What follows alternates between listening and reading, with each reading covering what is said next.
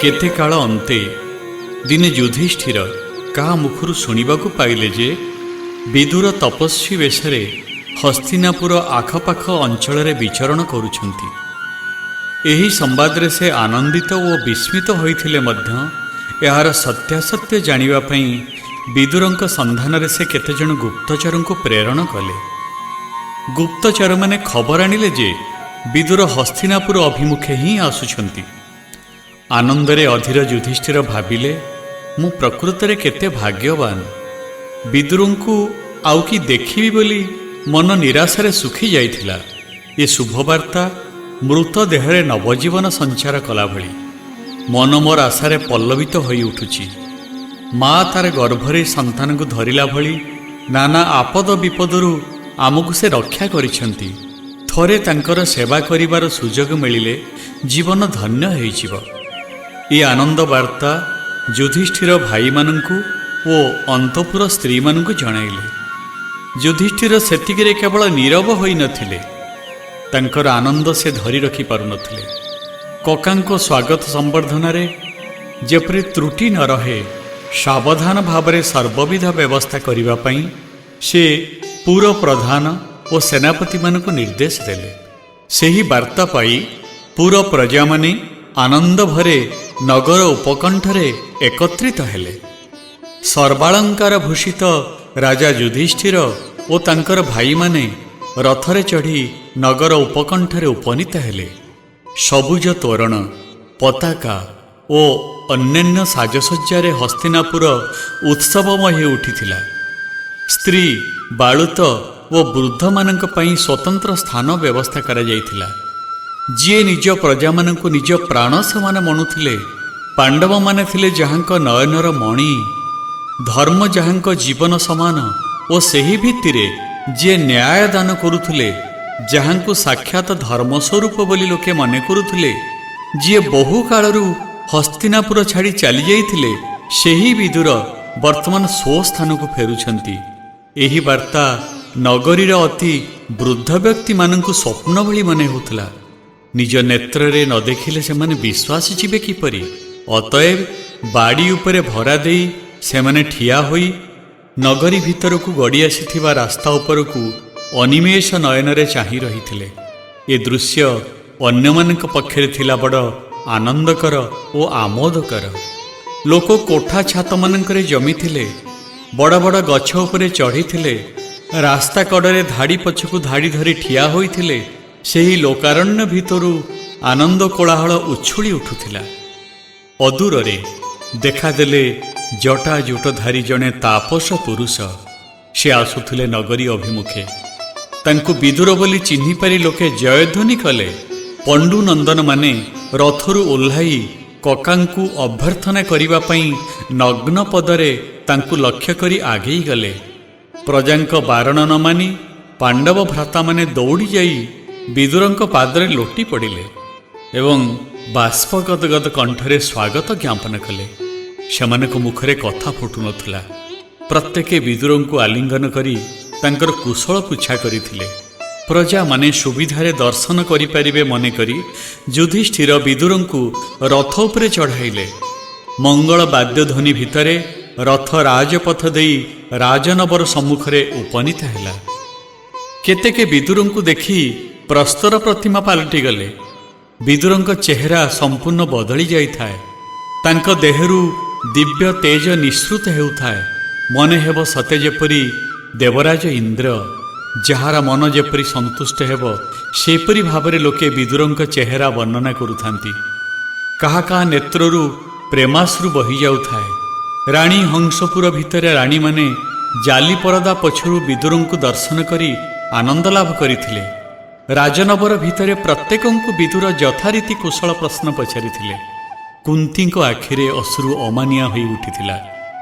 विदुरंकु देखि से पचारिले, मो पिलामानकु केते स्नेहरे पालन करी, केते विपदरु उद्धार करी, आखिकु पता भली रक्षा करी एते काल आमको किपरि पासुरी रही पारिल।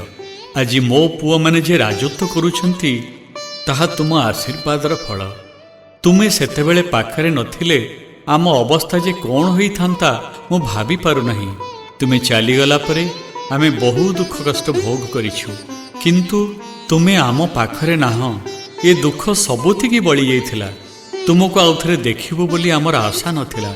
ଆଜି ତୁମ ଦର୍ଶନରେ ଆମର ସବୁ ଦୁଃଖ ଦୂର ହୋଇଯାଇଛି। ହୃଦୟରେ ଆନନ୍ଦ ଧରୁନି। ଆଜି ଆମ ପାଇଁ ଆନନ୍ଦର ଦିନ। ସୌଭାଗ୍ୟ କିମ୍ବା ଆନନ୍ଦ ଆଗରୁ ଖବର ଦେଇ ଆସେ ନାହିଁ। କୁନ୍ତୀ ନିଜର ଲୁହ ପୋଛୁଥାନ୍ତି, ବିଦୁର ବି ନିଜର ଲୁହ ପୋଛୁଥାନ୍ତି। ଅତୀତ କଥା ସ୍ମରଣ କରି କୁନ୍ତୀଙ୍କ ହାତ ଧରି ବିଦୁର କହିଲେ, ମା, ବିଧିର ବିଧାନ କିଏ ଲଙ୍ଘନ କରିବ? ଯାହା ଘଟିବାକୁ ଥିବ ତାହା ଅବଶ୍ୟ ଘଟିବ। ଯାହାର ପାପ ପୁଣ୍ୟ ପାଇଁ ସେ ନିଜେ ଦାୟୀ ସିନା ଅନ୍ୟ କେହି ହୋଇନପାରେ। ପ୍ରାରବ୍ଧ ସୂତ୍ରରେ ଆବଦ୍ଧ ମାନବ ସ୍ୱାତନ୍ତ୍ର୍ୟ ପାଇବ କିପରି? ସେ ସୂତ୍ର ଯେପରି ନଚାଇବ, ଜୀବ ସେପରି ନାଚିବା ପାଇଁ ବାଧ୍ୟ। ଯେଉଁଠିକି ଟାଣିବ ସେଠାକୁ ଯିବାକୁ ବାଧ୍ୟ। ଆମର ଇଚ୍ଛା ଅନିଚ୍ଛା ତାହା ପରିବର୍ତ୍ତନ କରିବା ଲାଗି ସମର୍ଥ ନୁହେଁ। ସବୁ ଭଗବାନଙ୍କର ଇଚ୍ଛା। ବିଦୁର ଏହି ପ୍ରକାର ନାନା ବେଦାନ୍ତ ଉପଦେଶ କହୁଥାନ୍ତି। ପଣ୍ଡୁନନ୍ଦନମାନେ ଶ୍ରଦ୍ଧା ଭରେ ମୁଣ୍ଡ ନୁଆଇଁ ତାହା ଶୁଣୁଥାନ୍ତି। ମାତୃ ସ୍ନେହ ଭରେ ବିଦୁରଙ୍କ ମୁଣ୍ଡ ଆଉଁସି କୁନ୍ତୀ କହିଲେ, ପୁଅ, ତୁମର ଶୀତଳ ଦୃଷ୍ଟି ଯୋଗୁଁ ମୋର ପୁଅମାନେ ଯୁଦ୍ଧରେ ଜୟୀ ହେଲେ, କିନ୍ତୁ ଦୁର୍ଭାଗ୍ୟ, ଦ୍ରୌପଦୀ ଓ ସୁଭଦ୍ରାର ପୁଅମାନଙ୍କୁ ଆମେ ରକ୍ଷା କରିପାରିଲୁ ନାହିଁ। ସେମାନଙ୍କୁ ତୁମର ଦର୍ଶନ କରାଇବାର ସୌଭାଗ୍ୟ ଆମର ରହିଲା ନାହିଁ। ସେ ଦୁଃଖର ଦହନରେ ଆମର ହୃଦୟ ଜଳିଯାଉଛି। ତୁମେ କହିଲା ପରି ବିଧିର ବିଧାନ କିଏ ବା ଲଙ୍ଘନ କରିପାରିବ? ଯାହା ଘଟିବାର ଥିଲା ତାହା ଘଟିଗଲା। ସେସବୁ ଚିନ୍ତା କରି କିଛି ଫଳ ନାହିଁ। ତୁମକୁ ଦେଖି ଆମ ଅନ୍ତରର ଦାହ ଶୀତଳ ହେଉଛି। ଏଥର କହ ପୁଅ, ତୁମେ ଏତେ ଦିନ କେଉଁଠି ରହିଥିଲ? ବିଦୁର କହିଲେ, ମୁଁ କେବେ କୌଣସି ଗୋଟିଏ ସ୍ଥାନରେ ରହିନାହିଁ। ତୀର୍ଥରୁ ତୀର୍ଥ ପର୍ଯ୍ୟଟନ କରି ଏତେ ଦିନ ଅତିବାହିତ ହୋଇଗଲା। ପଣ୍ଡୁନନ୍ଦନମାନେ ପବିତ୍ର ତୀର୍ଥାଟନ ସମ୍ପର୍କରେ ନାନା ବିଷୟ ପଚାରୁଥାନ୍ତି ଏବଂ ବିଦୁର ତାଙ୍କର ଅନୁଭୂତି ବର୍ଣ୍ଣନା କରୁଥାନ୍ତି। ସେ ସୌଭାଗ୍ୟ କେବେ ଲାଭ ହେବ ବୋଲି ଯୁଧିଷ୍ଠିର ମନେ ମନେ ଭାବୁଥାନ୍ତି ଏବଂ ପ୍ରତ୍ୟେକ ତୀର୍ଥକ୍ଷେତ୍ର ନାମ ଶୁଣିବା ମାତ୍ରେ ନେତ୍ର ବୁଜି ନମସ୍କାର କରୁଥାନ୍ତି। ପ୍ରାର୍ଥନା କଣ୍ଠରେ ଭୀମ ପଚାରିଲେ, କକା, ତୁମେ ଦ୍ୱାରକା ଦର୍ଶନ କରିଥିବ ତ? ସେ ବିଷୟରେ ଆମକୁ ଶୁଣାଅ। ଆତୁର କଣ୍ଠରେ ଯୁଧିଷ୍ଠିର ପଚାରିଲେ, ସେଠାରେ ନନ୍ଦନନ୍ଦନ ଶ୍ରୀକୃଷ୍ଣଙ୍କୁ ତ ଦେଖି ଆସିଥିବ, ସେ ବିଷୟରେ ଆମକୁ ବିସ୍ତୃତ ଭାବରେ କହ। କୁନ୍ତୀ ପଚାରିଲେ, ପୁଅ, ଅର୍ଜୁନ ମଧ୍ୟ ସେଠାରେ ଅଛି। ତୁମେ ଦ୍ୱାରକା ଯାଇଥିଲେ ତାକୁ ତ ଦେଖିଥିବ। ଯଦୁମାନଙ୍କର ସବୁ କୁଶଳ ତ? ନନ୍ଦ, ଯଶୋଦା, ବସୁଦେବ, ଦେବକୀ ଭଲ ଅଛନ୍ତି ତ? ସମସ୍ତଙ୍କର ଆଗ୍ରହ କେବଳ ଦ୍ୱାରକା ବିଷୟ ଶୁଣିବା ପାଇଁ। ପ୍ରତ୍ୟେକ ନାନା ଭାବରେ ଜଣକୁ ଜଣ ବଳିଗଲା ଭଳି ବିଦୁରଙ୍କ ଉପରେ ପ୍ରଶ୍ନ ଅଜାଡୁଥାନ୍ତି। ବିଦୁର ସବୁ ଶୁଣୁଥାନ୍ତି, କିନ୍ତୁ କୌଣସି ପ୍ରଶ୍ନର ସିଧାସଳଖ ଉତ୍ତର ନ ଦେଇ ସେ ପ୍ରସଙ୍ଗ ଏଡ଼େଇ ଯିବାର ଉଦ୍ୟମ କରୁଥାନ୍ତି। କାରଣ ଇତିମଧ୍ୟରେ ଯଦୁବଂଶ ଧ୍ୱଂସ ହୋଇଥିବା ସମ୍ବାଦ ସେ ଆସିବା ବେଳେ ଉଦ୍ଧବଙ୍କ ମୁହଁରୁ ରାସ୍ତାରେ ଶୁଣି ସାରିଥିଲେ। ବିଦୁର ଜାଣନ୍ତି ଯେ ବହୁ ଦୁଃଖ କଷ୍ଟ ଭୋଗିବା ପରେ ପାଣ୍ଡବମାନେ ମାତ୍ର ଅଳ୍ପ କାଳ ଧରି ଆନନ୍ଦରେ କାଳ କଟାଉଛନ୍ତି। ତାଙ୍କର ନିଜ ଆଗମନ ମଧ୍ୟ ସେମାନଙ୍କ ପକ୍ଷରେ ବିଶେଷ ଆନନ୍ଦପ୍ରଦ ହୋଇଛି। ଏ ପରିସ୍ଥିତିରେ ଗୋଟିଏ ଦାରୁଣ ଦୁଃସମ୍ବାଦ ସେ ସେମାନଙ୍କୁ ଶୁଣାନ୍ତେ କିପରି? ଦିନେ ଦୁଇ ଦିନରେ ଅର୍ଜୁନ ଫେରିଆସିଲେ ତ ସବୁ କଥା ଜଣାପଡ଼ିଯିବ। ଅତଏବ ସେ କେବଳ କୃଷ୍ଣଲୀଳା କୀର୍ତ୍ତନ କରି ଦ୍ୱାରକା ବିଷୟକ ପ୍ରଶ୍ନର ଉତ୍ତର ଏଡ଼ାଇ ଯାଉଥାନ୍ତି। ଦ୍ୱାରକା ପ୍ରସଙ୍ଗ ଉପରେ ପୂର୍ଣ୍ଣଚ୍ଛେଦ ପକାଇବା ଉଦ୍ଦେଶ୍ୟରେ କୁନ୍ତୀକୁ ସମ୍ବୋଧନ କରି ବିଦୁର କହିଲେ, ମା, ଏହି ସନ୍ନ୍ୟାସୀ ବେଶରେ ବନ୍ଧୁ ବାନ୍ଧବ କାହା ଘରକୁ ଯିବା ମୁଁ ପସନ୍ଦ କରିନାହିଁ। ସୁତରାଂ ନନ୍ଦ, ଯଶୋଦା କିମ୍ବା ଯଦୁଶ୍ରେଷ୍ଠ କାହାରିକୁ ମୁଁ ଦେଖି ନାହିଁ। ତୁମର ପୁଅମାନଙ୍କୁ ଶିଶୁ ଅବସ୍ଥାରୁ ପାଳି ବଡ଼ କରିଥିଲି। ସେମାନେ ଯୁଦ୍ଧରେ ଜୟୀ ହୋଇ ରାଜତ୍ୱ କରୁଛନ୍ତି ଶୁଣି ସ୍ନେହ ଅବସରରେ ଏଠାକୁ କେବଳ ଆସିଲି ସିନା, ଆଉ କୌଣସି ଆତ୍ମୀୟ ସ୍ୱଜନ ଘରକୁ ଯିବାର ଉଦ୍ଦେଶ୍ୟ ମୋର ନାହିଁ। ଅତୀତର ମାୟା ମମତା କେବଳ ମୋତେ ଏଠାକୁ ଟାଣି ଆଣିଲା। ଏତିକି କହି ସେ କିଛି ବେଦାନ୍ତ ଉପଦେଶ ଶୁଣାଇଲେ। ତଦୁପରି ଯୁଧିଷ୍ଠିର ବିଦୁରଙ୍କୁ ସ୍ୱତନ୍ତ୍ର ଭାବେ ବ୍ୟବସ୍ଥିତ ଏକ ଭବନକୁ ନେଇକରି ଗଲେ। ସେଠାରେ ବିଦୁରଙ୍କ ସେବା ନିମନ୍ତେ ପରିଚାରକମାନେ ନିଯୁକ୍ତ ଥିଲେ। ସଂସାର ତ୍ୟାଗୀ ବିଦୁର ସେପରି ଏକ ସୌନ୍ଦର୍ଯ୍ୟପୂର୍ଣ୍ଣ ରାଜଭବନରେ ରହିବା ଲାଗି ଇଚ୍ଛୁକ ନଥିଲେ ମଧ୍ୟ କେବଳ ଧର୍ମଜଙ୍କ ସନ୍ତୋଷ ବିଧାନ ନିମନ୍ତେ ନାହିଁ କରି ନପାରି ସେଥିରେ ପ୍ରବେଶ କଲେ। ପଲଙ୍କରେ ବିଶ୍ରାମ କରିଥାନ୍ତି ବିଦୁର। ମନ କିନ୍ତୁ ଥିଲା ଅତୀତରେ। ଧୃତରାଷ୍ଟ୍ର ପାଣ୍ଡବମାନଙ୍କୁ ନାଶ କରିବା ଚକ୍ରାନ୍ତ କରି ନିଜ ବଂଶକୁ ହିଁ ଧ୍ୱଂସ କଲେ। କୌରବଙ୍କ ହେତୁରୁ କେତେ ଦୁଃଖ କଷ୍ଟ ଭୋଗିଥିଲେ ମଧ୍ୟ ଉଦାର ସ୍ୱଭାବ ଯୁଧିଷ୍ଠିର ଓ ତାଙ୍କର ଭାଇମାନେ ଧୃତରାଷ୍ଟ୍ରଙ୍କୁ ଗୌରବ ସହକାରେ ସବୁ ସୁଖ ସୁବିଧା ଯୋଗାଇ ବର୍ତ୍ତମାନ ପାଖରେ ରଖିଛନ୍ତି। ପାଣ୍ଡବମାନଙ୍କ ଆଚରଣରେ ବିଦୁର ପ୍ରସନ୍ନ ଥିଲେ, କିନ୍ତୁ ଧୃତରାଷ୍ଟ୍ରଙ୍କର ତାଙ୍କ ପ୍ରତି ମନରେ ଧିକ୍କାର ଜନ୍ମିଥିଲା। ଇଏ ବୃଦ୍ଧ ମନରେ କେବେ ଆଉ ବୈରାଗ୍ୟ ଜାତ ହେବ? ସବୁକିଛି ଶେଷ ହେବା ପରେ ମଧ୍ୟ ରାଜଭବନର ସୁଖ ଭୋଗରେ ବୁଡ଼ି ନିଜର ପୁଣ୍ୟ ପୁରୁଷାର୍ଥ କଥା ବିବେଚନା ନ କରି ଧୃତରାଷ୍ଟ୍ର ନିଜ ଜୀବନକୁ ବ୍ୟର୍ଥ କରିବାରେ ଲାଗିଛନ୍ତି। ବିଦୁର ସେଥିଲାଗି ମନରେ ବ୍ୟଥା ଅନୁଭବ କରୁଥିଲେ। ଯୋଗ ଦୃଷ୍ଟିରେ ବିଦୁର ଦେଖୁଥିଲେ ପାଣ୍ଡବମାନଙ୍କର ଆସନ୍ନ ମହାପ୍ରସ୍ଥାନ ପର୍ବ। ଯେଉଁ ଭଗବାନ ପାଣ୍ଡବମାନଙ୍କୁ ରକ୍ଷା କରି ଆସିଛନ୍ତି, ସେ ହିଁ ସେହି ଅନ୍ତିମ ଯାତ୍ରାରେ ସେମାନଙ୍କ ସାଙ୍ଗରେ ରହିବେ ବୋଲି ବିଦୁର ଭଲ ଭାବରେ ଜାଣିଥିଲେ। ପାଣ୍ଡବମାନେ ଚାଲିଯିବା ପରେ ଏହି ଅନ୍ଧ ବୃଦ୍ଧର ଅବସ୍ଥା କ'ଣ ହେବ? ଅଧିକ ଦୁଃଖ ଭୋଗିବା ହିଁ ସାର ହେବ। ଏବେ ଅନ୍ତତଃ ତାଙ୍କୁ ରାଜଭବନର ସୁଖ ସମ୍ଭୋଗରୁ ଟାଣି ତୀର୍ଥଯାତ୍ରା କରାଇବା ତାଙ୍କ ପକ୍ଷରେ ହିତକର ହୁଅନ୍ତା। ମନେ ମନେ ଏକଥା ସଂକଳ୍ପ କରି ଧୃତରାଷ୍ଟ୍ରଙ୍କୁ ହିତବାଣୀ ଶୁଣାଇବା ଉଦ୍ଦେଶ୍ୟରେ ଆଉ କାଳ ବିଳମ୍ବ କରିବା ଅନୁଚିତ ମନେକରି ଗଭୀର ରାତ୍ରି କାଳରେ ବିଦୁର ଶଯ୍ୟା ତ୍ୟାଗ କରି ଧୃତରାଷ୍ଟ୍ର ବାସ କରୁଥିବା ମହଲକୁ ଗମନ କଲେ। ଧୃତରାଷ୍ଟ୍ର ଓ ଗାନ୍ଧାରୀ ବିଶ୍ରାମ କରିବାକୁ ଯାଉଛନ୍ତି।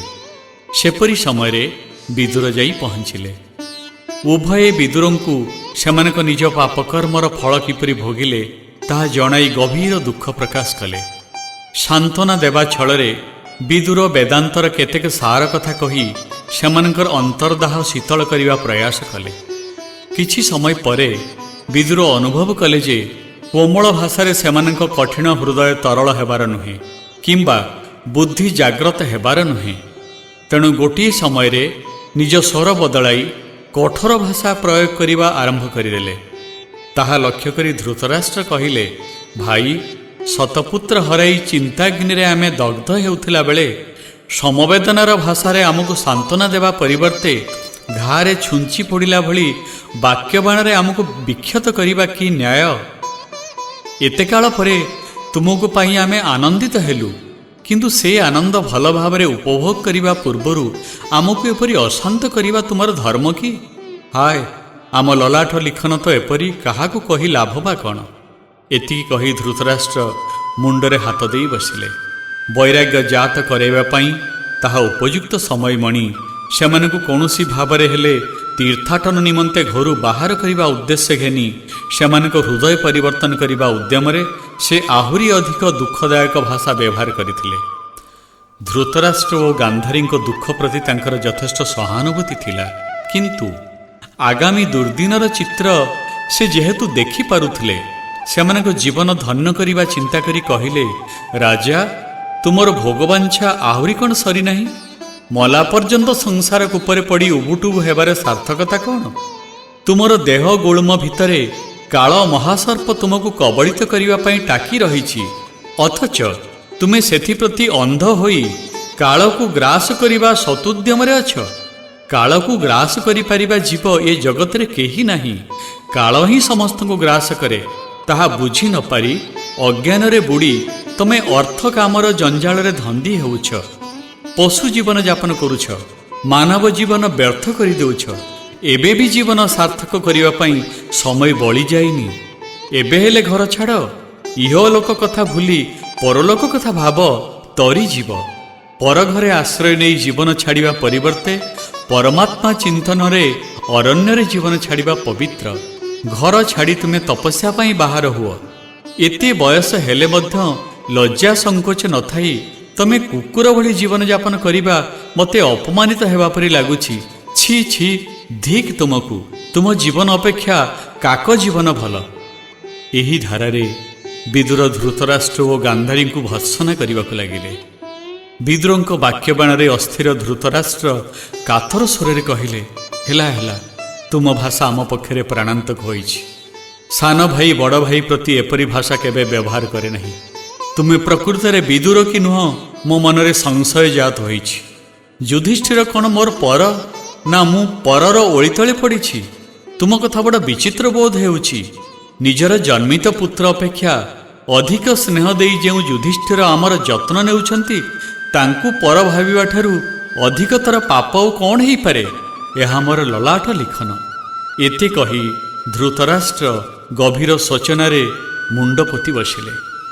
ताच्छल्य हसी हसी विदुर कहिले, राजा एकथा कहिला बेले तुमे लज्जा बोध करुना? युधिष्ठिर तुमको जन्मदाता पिता ठारू अधिक करी देखिपारे। निज पुत्र अपेक्षा अधिकरे तुमर सेवा जत्न करि पारि थाए।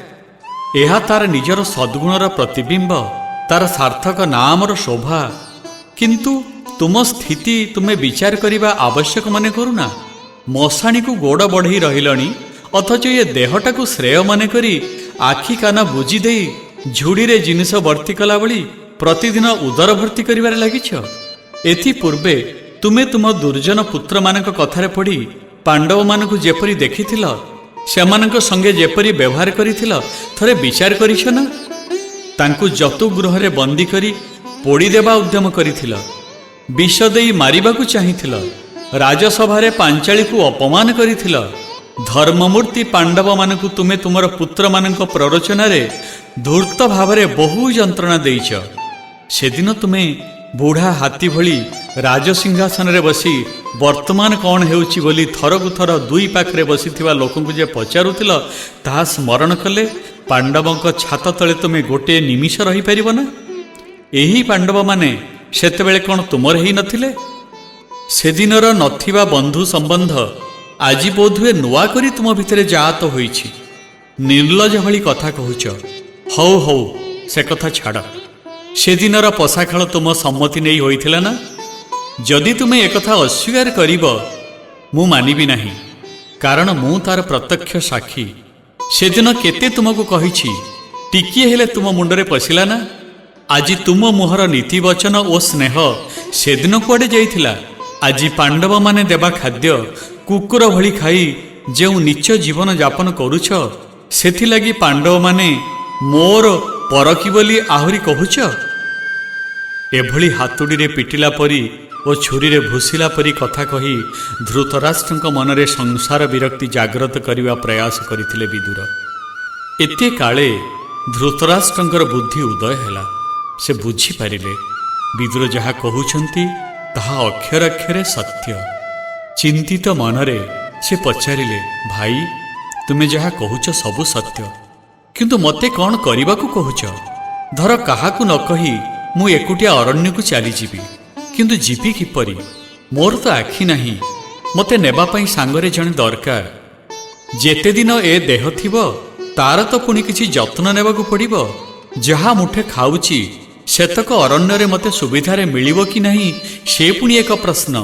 ता उपरे तुमे जानिछ मते छाड़ी गांधारी गोटे मुहूर्त सुधा रही पारिबो नहीं। मु कौन करिबी तमे कुह? विदुर बुझिले धृतराष्ट्र एथर ठीक बाटकू आछंती। शांत स्वरे कहिले, राजा तुमर ए देहाभिमान तुमको प्रकृतरे अंध करि देइछि। जेते काल रहिले भी ये देह दिने छाड़िबा अन्यथा हेबो नहीं। ये देह शाश्वत नुहे। रक्त मांस मल मूत्र दुर्गंधरे पूर्ण ए देह। तुमे नुह, मु ए देह। ये प्रकार भ्रांतिर लक्षण गंड मूर्खठारे ही देखा जाए। से प्रकार व्यक्ति जड़ समान। तुमर ए देहरे शत्रु रूपक मृत्यु निजर सैन्य सामंत रूपरे असंख्य रोग धरी खंडा टेकी तुम उपरको माड़ी आसुथिला बेले दशाहीन ओ हिताहित ज्ञान शून्य भावरे तुमे केवल तुमर कामना वासना पूर्ण करिबारे लागिछ। केबे हेले ए देह नित्य नुहे। दिने ना दिने छाड़िबाकू ही पड़िबो। अतएव जेकोसी एक पवित्र क्षेत्र रे बास करी परलोक चिंतन और परमात्मा स्मरण रे परम प्राप्ति पाई व्याकुल हुआ। श्रृगाल स्वान भली अनाथ भावरे मरिबा अपेक्षा तीर्थ स्थान रे देहत्याग करिबा श्रेयस्कर। उठ, मनरे वैराग्य आण, घर छाड़, भ्रांति दूर कर। सेही मुहूर्तरे धृतराष्ट्र जेपरी घर छाड़ी बाहरी पड़िबे से प्रकार वैराग्य भाव विदुर तांक मनरे जात कराइथिले। परिताप दग्ध ଧୃତରାଷ୍ଟ୍ରଙ୍କ ଆଖିରୁ ଦର ଦର ଧାରରେ ଅଶ୍ରୁ ବହିଯାଉଛି। ଅଧର ଯୁଗଳ ଥରୁଛି। ଦୁଇ ହାତରେ ଅଣ୍ଡାଳି ଅଣ୍ଡାଳି ସେ ଯେପରି ବିଦୁରଙ୍କୁ ସ୍ପର୍ଶ କରିବାକୁ ଚାହୁଁଛନ୍ତି। ବାଷ୍ପାକୁଳ କଣ୍ଠରେ ଦୀନ ଭାବରେ କହିଲେ, ବିଦୁର, ତୁମର ଏ ପବିତ୍ର ହିତବାକ୍ୟ ଲାଗି ତୁମକୁ ପ୍ରଶଂସା କରିବା ପାଇଁ ମୋର ଭାଷା ନାହିଁ। ବୟସରେ ତୁମେ ସାନ ହେଲେ ମଧ୍ୟ ଜ୍ଞାନରେ ତୁମେ ଆମର ଗୁରୁ ସ୍ୱରୂପ। ତୁମେ ଯାହା ଚାହୁଁଛ କର। ତୁମେ ଅନ୍ୟ ପ୍ରକାରେ ନ ଭାବି ମୋ କଥା ଟିକିଏ ଭଲ ଭାବରେ ବିଚାର କରି ଦେଖ। ତାପରେ ତୁମେ ଯେପରି ଚଳାଇବ ମୁଁ ସେପରି ଚଳିବି। ବିଦୁର, ନିଜ ପୁତ୍ରଠାରୁ ଅଧିକ ଭାବରେ ସ୍ନେହ ଓ ଯତ୍ନ ଦେଇ ଯେଉଁ ଯୁଧିଷ୍ଠିର ଆମକୁ ରଖିଛନ୍ତି ତାଙ୍କୁ ପଦେ ନ କହି ଚାଲିଯିବା କ'ଣ ଉଚିତ ହେବ? ସେ ଜାଣିଲେ କିନ୍ତୁ ଆମକୁ ଅରଣ୍ୟବାସୀ ହେବାକୁ ଦେବେ ନାହିଁ। ଆମେ ଯଦି ଚାଲିଯିବା ଲାଗି ଜିଦ୍ ଧରି ବସିବୁ ତାଙ୍କର ସ୍ୱଭାବ ଯାହା, ସେ ମଧ୍ୟ ଆମ ସଙ୍ଗେ ସଙ୍ଗେ ଯିବାକୁ ବାହାରିବେ। ମୋତେ ଏହି ଧର୍ମ ସଙ୍କଟରୁ ପାର କରି ତପସ୍ୟା ନିମନ୍ତେ ଆମ ପାଇଁ ଉପଯୁକ୍ତ କୌଣସି ଏକ ସ୍ଥାନ ନିରୂପଣ କର। ସ୍ମିତ ହସି ବିଦୁର କହିଲେ, ରାଜା, ତୁମ କଥା ମୋତେ ବଡ଼ ବିଚିତ୍ର ବୋଧ ହେଉଛି। ତୁମେ ବିନୋଦ ସକାଶେ, ବନବିହାର ସକାଶେ କିମ୍ବା ନିମନ୍ତ୍ରଣ ରକ୍ଷା କରିବା ସକାଶେ କେଉଁଠାକୁ ଯାଉନାହ। ସର୍ବସଙ୍ଗ ପରିତ୍ୟାଗୀ ଭାବରେ ତପସ୍ୟା କରିବା ପାଇଁ ଯାଉଥିଲା ବେଳେ ଅହଙ୍କାର ଓ ମମକାର ରଖି ବିଦାୟ ମାଗିଯିବାର ବିଚାର ବିଚିତ୍ର ନୁହେଁ ତ ଆଉ କ'ଣ? ତୀର୍ଥସ୍ଥାନରେ ଦେହ ତ୍ୟାଗ କରିବା ଆଶାରେ ତୁମେ ବାହାରିଲା ବେଳେ ଏ ପ୍ରକାର ଭାବନା ତୁମ ମନରେ ଉଦୟ ହେବା କଥା ନୁହେଁ। ଏସବୁ ବନ୍ଧନର କାରଣ ସିନା, ମୋକ୍ଷ ସାଧନାର ଅନୁକୂଳ ନୁହେଁ। ଏ ଭ୍ରାନ୍ତି ମନରୁ ଦୂର କର। ପିନ୍ଧିଥିବା ଲୁଗା ଖଣ୍ଡକ ଛଡ଼ା ଆଉ କୌଣସି ବସ୍ତୁ ନ ନେଇ ଅରଣ୍ୟବାସ ପାଇଁ ବାହାରି ପଡ଼। କାଳ ହରଣ କର ନାହିଁ। ଧୃତରାଷ୍ଟ୍ରଙ୍କୁ ସମ୍ବୋଧନ କଲାବେଳେ ବିଦୁର ଦୟାଦାକ୍ଷିଣ୍ୟ ଦେଖାଇ ନଥିଲେ। କଥାର ଢଙ୍ଗ ମଧ୍ୟ ବଦଳାଇ ନଥିଲେ। ତ୍ୟାଗବାକ୍ୟ କେବଳ ଶୁଣେଇଥିଲେ। ଧୃତରାଷ୍ଟ୍ର ପଲଙ୍କ ଉପରେ ବସିଥାନ୍ତି। ଆତୁର କଣ୍ଠରେ ସେ କହିଲେ, ବିଦୁର, ତୁମେ ଯାହା କହୁଛ ତାହା ସତ୍ୟ ହେଲେ ହିଁ ମୋର ସ୍ଥିତି ବିଷୟରେ ତୁମକୁ ବିଶେଷ କିଛି କହିବା ଅନାବଶ୍ୟକ। ଏ ଦେହ ପାଚିଲା ଫଳ ଭଳି। ଦୃଷ୍ଟିଶକ୍ତି ତ ମୂଳରୁ ନାହିଁ। ମୋତେ ବାଟ କଢ଼େଇ ନେବା ପାଇଁ କିଏ ହେଲେ ଜଣେ ତ ଦରକାର। ଧର, ତୁମ ଭାଉଜ ଗାନ୍ଧାରୀ ସେ ଦାୟିତ୍ୱ ତୁଲାନ୍ତା, କିନ୍ତୁ ମୋ ହେତୁରୁ ସେ ଆଖିରେ ଅନ୍ଧ ପୁଟଳି ବାନ୍ଧିଛି। ଏପରି ଦୁଇ ଜଣ ଅନ୍ଧ ବ୍ୟକ୍ତି ଅସହାୟ ଭାବରେ ଅରଣ୍ୟକୁ ଯିବୁ କିପରି? ଆମ ଜୀବନ ପରାୟତ୍ତ। ବିଧିର ବିଧାନ ଲଙ୍ଘନ କରିବା କାହାର ସାଧ୍ୟ ନୁହେଁ। ଧୃତରାଷ୍ଟ୍ର ଆଖିର ଲୁହ ପୋଛୁଥାନ୍ତି। ତାଙ୍କ ପ୍ରତି ବିଦୁରଙ୍କ ମନ କୋମଳ ହେଉଥିଲା। ତଥାପି ତାହା ପ୍ରକାଶ ନ କରି ଉତ୍ସାହରେ କହିଲେ, ରାଜା, ମୁଁ ତୁମ ପାଇଁ ସବୁକିଛି କରିବା ପାଇଁ ପ୍ରସ୍ତୁତ ଅଛି। ତୁମେ ସୂଚେଇବା କେବଳ ବାକି। ତୁମକୁ ତପସ୍ୟା କରିବା ପାଇଁ ପଠେଇବା ଠାରୁ ବଳି ଆନନ୍ଦ ମୋର ଆଉ କେଉଁଥିରେ ଲାଭ ହେବ? ତୁମେ ବାହାରେ ହୁଅ, ମୁଁ ନେଇକରି ଯିବି। ବିଦୁର ଆସନ ଛାଡ଼ି ଠିଆ ହେଲେ।